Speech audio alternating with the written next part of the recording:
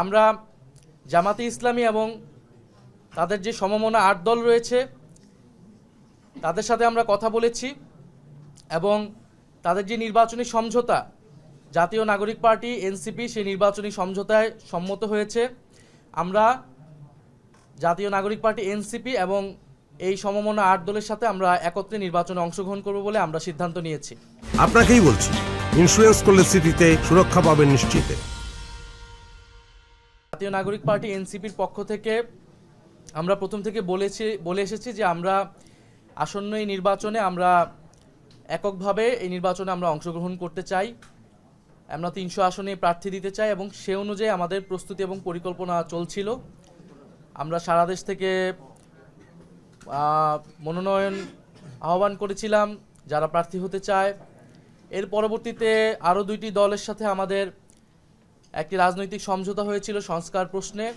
তখন আমরা বলেছিলাম যে আমরা ৩টি দল মিলে যে সংস্কার জোট আমরা একত্রে নির্বাচনে অংশগ্রহণ করব। কিন্তু এরপরেই শরীফ ওসমান হাদির যে শাহাদাত বরণ এবং তাকে প্রকাশ্যে গুলি করার মাধ্যমে বাংলাদেশের রাজনৈতিক প্রেক্ষাপট অনেক বেশি পরিবর্তন হয়েছে। এই হত্যাকাণ্ড, এই শাহাদাত বরণের মধ্য দিয়ে আমরা বুঝতে পারছি যে বাংলাদেশে যে আধিপত্যবাদী আগ্রাসনী শক্তি তারা এখনও কার্যকর রয়েছে। গণ অভ্যুত্থানের মধ্য দিয়ে যাদেরকে আমরা পরাজিত করেছিলাম তারা এখনও চক্রান্ত করছে নির্বাচন বানচাল করার জন্য। তারা চক্রান্ত করছে এই যে সংস্কার এবং নতুন বাংলাদেশের অগ্রযাত্রা সেটাকে ব্যাহত করার জন্য, এবং তারা চক্রান্ত করছে এই জুলাই প্রজন্মকে নিঃশেষ করে দেওয়ার জন্য। সেদিন ওসমান হাদির গায়ে গুলি লেগেছে, কালকে আপনার গায়ে লাগবে, পরশুদিন আমার গায়ে লাগবে। কারণ প্রথম এবং প্রধান টার্গেট করা হচ্ছে এই জুলাই গণ অভ্যুত্থানে যারা অংশগ্রহণ করেছে সারা দেশের তরুণরা, নাগরিকরা, শহীদ পরিবার, যারা আহত যোদ্ধা রয়েছে। ফলে এই পরিবর্তিত প্রেক্ষাপটে আমাদের কাছে মনে হয়েছে, আমরা দলীয় ফোরামে আলোচনা করেছি যে আমাদের এই মুহূর্তে এই নির্বাচন সুষ্ঠুভাবে সম্পন্ন করার জন্য, প্রতিযোগিতা পূর্ণ করার জন্য এবং যাতে আধিপত্যবাদী কোনো শক্তি আমাদের এই গণঅভ্যুত্থান পরবর্তী অগ্রযাত্রাকে ঠেকাতে না পারে, সেজন্য আমাদের বৃহত্তর ঐক্য প্রয়োজন। সেই তাগিদ থেকেই আমরা জামাতে ইসলামী এবং তাদের যে সমমনা ৮ দল রয়েছে তাদের সাথে আমরা কথা বলেছি এবং তাদের যে নির্বাচনী সমঝোতা জাতীয় নাগরিক পার্টি এনসিপি সেই নির্বাচনী সমঝোতায় সম্মত হয়েছে। আমরা জাতীয় নাগরিক পার্টি এনসিপি এবং এই সমমনা ৮ দলের সাথে আমরা একত্রে নির্বাচনে অংশগ্রহণ করব বলে আমরা সিদ্ধান্ত নিয়েছি।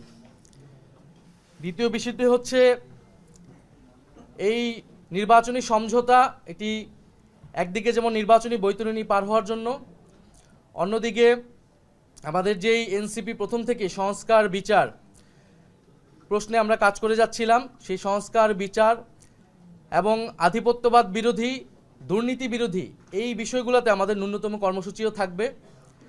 আমরা রাজনৈতিক জায়গায় আমরা মনে করছি এই মুহূর্তে বাংলাদেশের এই সংকটগুলো রয়েছে, যেখান থেকে এই বাংলাদেশকে রক্ষা করতে হবে, জুলাই প্রজন্মকে রক্ষা করতে হবে এবং গণ অভ্যুত্থান পরবর্তী যে আমাদের আকাঙ্ক্ষা সেটা যাতে কোনোভাবেই ব্যাহত না হয়, এই জন্য আমরা একটা বৃহত্তর ঐক্যের জায়গায় পৌঁছেছি।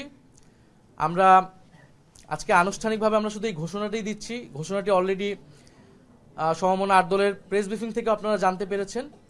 আমরা আগামীকাল হচ্ছে আমাদের যে প্রার্থীর বিষয়টা আছে সেটা আমরা চূড়ান্তভাবে আপনারা ঘোষণা দিব এবং সমঝোতায় আমাদের যে প্রার্থী তারাই নমিনেশন ফর্ম জমা দিবেন এবং সারা বাংলাদেশে আমরা একত্রে নির্বাচনে অংশগ্রহণ করব এবং জাতীয় নাগরিক পার্টি এবং তাদের সহযোগী সংগঠন গণভোটের পক্ষে ক্যাম্পেইন করবে এবং যেখানে আমাদের প্রার্থী থাকবে না সেখানে অন্য যারা প্রার্থী থাকবেন এই সমঝোতা তাদেরকে সহায়তা করবেন, তাদের পক্ষে ক্যাম্পেইন করবেন।